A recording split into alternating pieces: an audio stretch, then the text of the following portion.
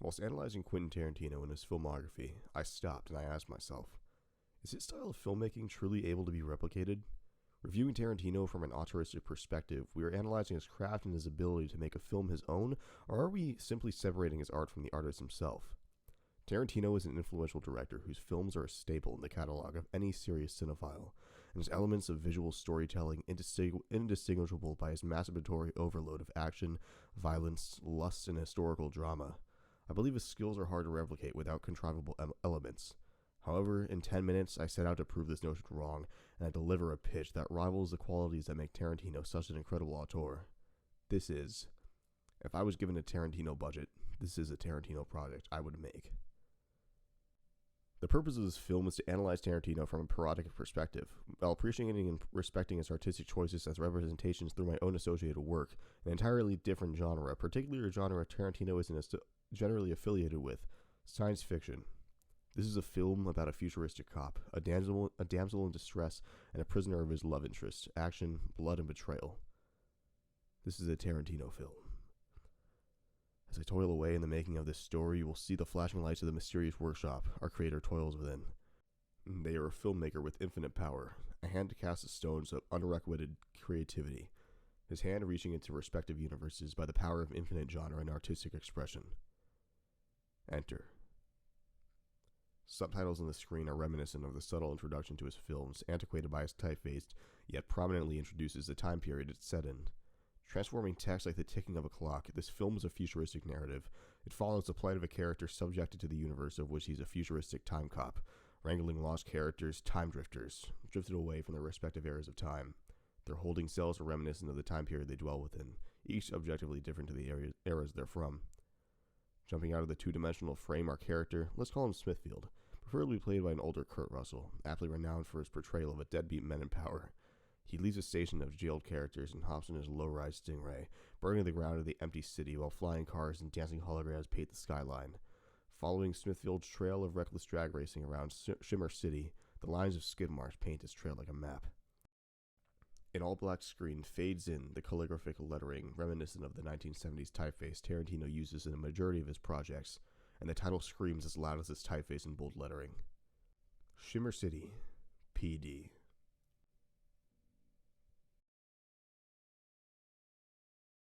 Quentin Tarantino is an architect of cinematic universes which embellish the nature of realistic storytelling drama to its fullest extent, where the combination of emphatically outlandish narratives and comprehensive dialogue structures are the trademark of his creative abilities, extending into the realm of his most memorable characters and storylines yet.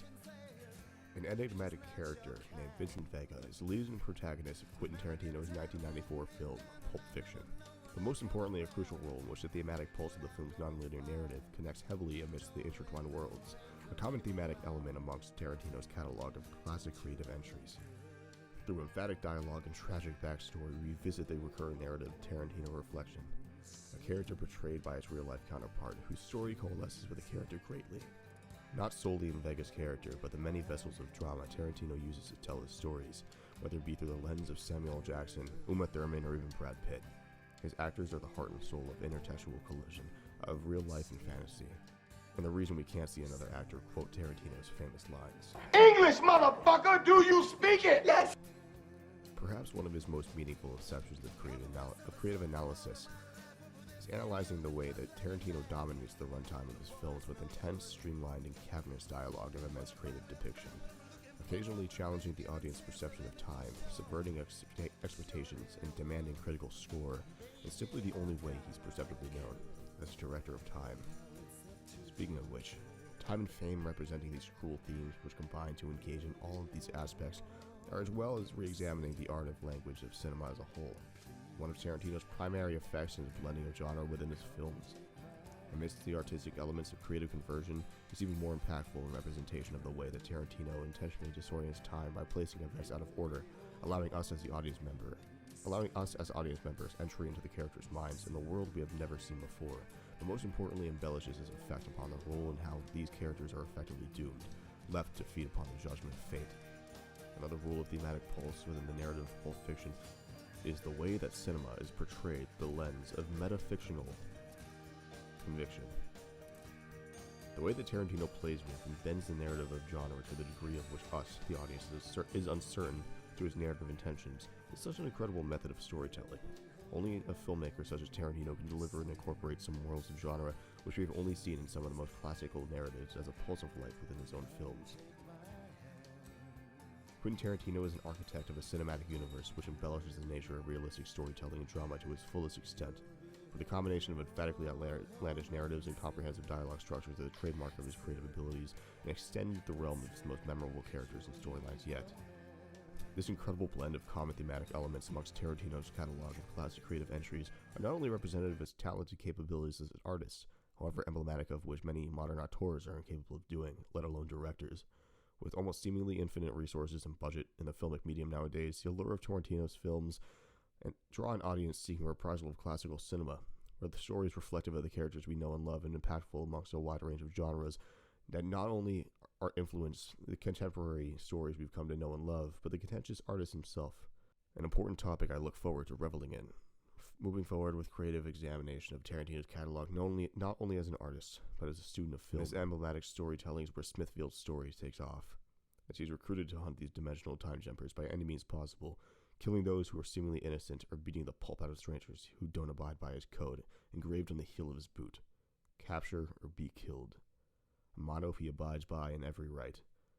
He's morally repressed in his pursuits, not shedding a single tear, nor wiping his brow with the utmost carelessness as he caves in the skull of a Victorian time drifter. But deep down, his actions take on a different meaning, as he holds deep in his heart the shattered memories of his past. His hidden life is a time drifter, not yet caught, yet emboldened by the grudge he holds in abandonment, and by the people in his past life. A perfect segue into Tarantino's architecture of evil within his films, and how he crafts the perfect anti-hero. The 2012 Tarantino film, Django Unchained, delivers a contemporary take on the classical American Western, starring some of the biggest names in Hollywood at the time, including Jamie Foxx, Leonardo DiCaprio, and Christoph Waltz, to name a few. The movie itself, defined by its explicit nature and graphic depictions of the horrifically evil past of the old American South, it is no wonder to this day why it has become such a controversially polarizing film. Quentin Tarantino delivers his take on the classical spaghetti western, subverting the common tropes which define the style of early western films and translating it through a modern lens. Tropes such as the invincible white hero are flipped on their heads as the film follows the tragic story of a runaway slave, seeking justice upon those whom he was tormented by, while chasing a life of normalcy with the ones he loved. While the story does follow a black melody, this is not the most striking piece of the film which delineates itself from the common themes of early stories it's derived from, rather the way it touches upon historical details most early films viewed as taboo to even mention. Although Tarantino's film does not take place in the West, it borrows many iconic features from his predecessors, such as his take on violence. The cartoonish sound of 19th century handguns paired with the overdramatic sight of blood splatter and explosions of body parts added a delightful effect to some of the most climactic parts of the movie. The film itself also never failed to answer some of the most important parts of history, which spaghetti westerns failed to touch on, such as the racial politics of the time. Early westerns relied on the common tropes of cowboys versus Indians, which ruthlessly portrayed Native Americans as murderous villains subdued by the power of invincible white heroes. This type of racist storytelling contributed to the downfall of the genre, as wider audiences detached themselves from the racist undertones which plagued such films as years went on. Though Tarantino's direction, the film itself decided to address these racial pitfalls within the theme of its story by focusing on past indiscretions of the slave-owning South instead of ignoring them like most films do, while still maintaining historical accuracy. The movie itself, defined by its explicit nature and graphic depiction of the horrifically evil past of the old American South, it is no wonder to this day why it's become such a controversially polarizing film for critics and casual viewers alike. Through its film, the magnitude of this history is able to be felt even in today's society.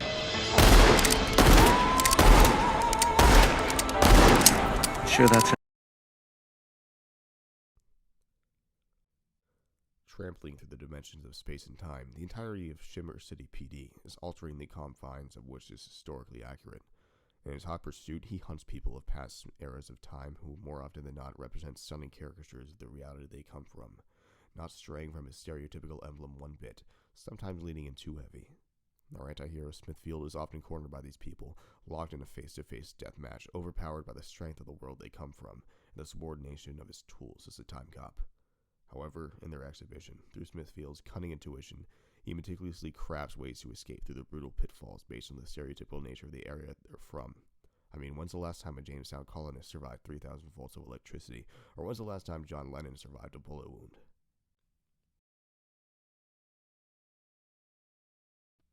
An analysis of Tarantino's novelized and filmic entry of Once Upon a Time in Hollywood.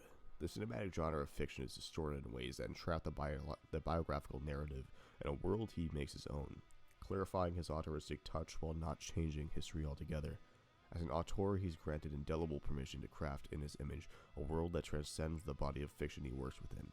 However, dealing with real-life characters and events forged in reality, it is also his ethical duty to do so in a manner which honors their legacy, while also telling an incredible story. As its title clarifies, Once Upon a Time in Hollywood is as much fantasy as it is reality. Inspired by the paperback novelizations of cinematic fiction Tarantino himself grew up with in the early 1970s, the spirited novelization of Once Upon a Time in Hollywood is an extension of Tarantino's creative foundation for the already established characters, plot lines, and other expressive points not mentioned explicitly within the film. From the screen to the page, the novel does an incredible job in expanding upon the principal details the movie obscures for reasons albeit runtime, historical accuracy, or even censorship. However, he does an important job without transcending upon or committing to the distortion of reality as a whole. The inclusions of these characters, such as Sharon Tate, Charles Manson, and even Roman Polanski, attribute to the massive cultural embellishment circumstantiating the film's storyline. However, in his usual ways, as Tarantino does as a storyteller and an auteur, embellishing history, he strays away from his usual course, respecting their legacies and the means of the Sharon Tate murders, and does not refrain from denoting their relevancy or relishing their evil ways, without sacrificing the means of an incredible story. As its title clarifies, Once Upon a Time in Hollywood is as much fantasy as it is reality, and its conclusive touch to a sensitive tragedy in the murder of Sharon Tate grants peace to the dead and a fiery and fictional send-off to their rightful place in hell, embellished by the flames of Rick's flamethrower to the people responsible. The ending of the film and book are not an end to their story, nor are they a fictional embellishment of their weaknesses in the moment of tragic events, but a tribute to their strength and motivational force for the prevalence of true cinema in the modern age, of which the film Once Upon a Time in Hollywood gladly represents. The golden age of cinema gladly represents a time where methods of production were put to the test by the most experimental means, possible throwing spaghetti at a wall and seeing which latest and greatest methods of storytelling were possible. By far, Tarantino's film catalog is a great representation of that notion, not only putting to test some of the most wild ideas, but making them work in a distinct way that any viewer would look at it and say, this right here is a Tarantino film. Smithfield's fate is met by the same hand dealt through the lens of any other Tarantino character, and that is through bloodshed. In Smithfield's case, the betrayal of his damsel in distress, Ayala, a woman he's been tending to, servicing him in an artificial relationship, as Smithfield's greatest weakness is her need for him. She is a prisoner from the era of the Aztec Empire. However, in a stunning plot twist, she stabs him in the stomach after doing her bidding, turning him against his own evil pursuits he engaged with him during the entire film and releasing all of the prisoners he has held hostage over his time in service. In a bloody shootout in Tarantino-esque fashion, Smithfield and only a few of his partners and security guards working the night shift at the prison were brutally killed by the escaping prisoners, seeking re-entry into their time period they were once part of. Calling for backup that never arrives, Smithfield is pinned against a concrete wall at the beginning of the endless hallway we met him in, bleeding out quickly. In synchrony of his scene, we watch as Ayala steals his car, crashing through the prison gates and escapes the city, her driving almost identical to Smithfield's recklessness in the beginning of the film. Smithfield's empty stare into the distance is what follows as the camera pans out, showing more of the violent wreckage that ensued. In his death, his only certainty is that his prison will remain his purgatory. The lives he stole are free from his torment, and his meaning was never dictated by his life's actions, but his worthlessness in death. And that is a Tarantino ending.